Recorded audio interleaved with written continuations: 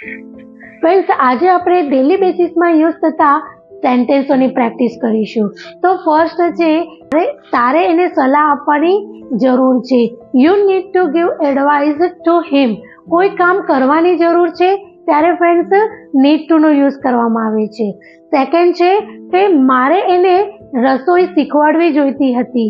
I should have taught to her how to cook. Friends, કોઈ કામ પાસ્ટમાં કરવું જોઈતું હતું ત્યારે શુડ હેવ પ્લસ V3 નો યુઝ કરવામાં આવે છે.